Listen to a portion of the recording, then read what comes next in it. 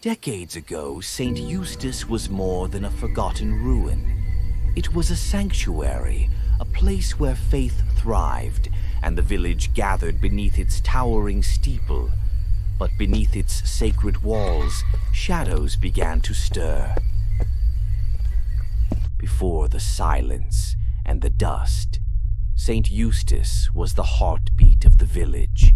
Every Sunday, candles glowed behind stained glass, echoing hymns that rose from the wooden pews. Children laughed, racing down cobbled streets toward the bell tower, while fathers bowed their heads beneath towering crosses. But some say the light never touched the lower crypt, a room locked not by key, but by fear. One winter, the bell rang twice, before Mass, and then never again.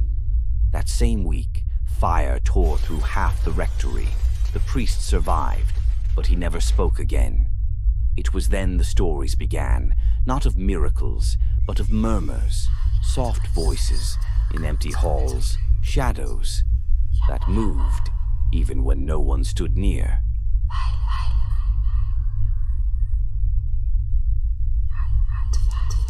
They said Father Marcel arrived in St. Eustace with nothing but a crucifix and a book that was never meant to be opened. He was no ordinary priest. Whispers claimed he spoke Latin, backwards, and prayed beneath the church when no one was watching. Then came the screams.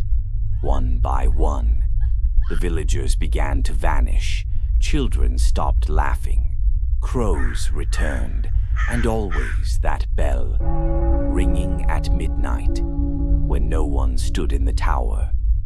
They stopped ringing the bell, not because it broke, but because no one dared climb the tower anymore. Windows were boarded, doors bolted, but the whispers always found a way in. Children forgot how to laugh. Fires refused to stay lit, and the air itself began to rot. A midwife vanished. A shepherd hung his lantern in the woods and never returned. No one looked for them. No one spoke of them. An old man wrote of eyes in the mist, but his journal ended mid-sentence. The village turned silent, but silence is never empty. The church was silent again. But something had changed. The birds never returned. The ground remained soft, as if still breathing. And every evening, just before the sun sinks behind the hills, the villagers claim to hear faint whispers rising from the graves. Some say it's the wind. Others don't say anything at all. They just walk faster past the cemetery, heads down, rosaries clenched. The church bells haven't rung in weeks, not even once. But last night, someone heard a confession from beneath the stones. Would you listen too? And if you do hear the whispers, don't answer.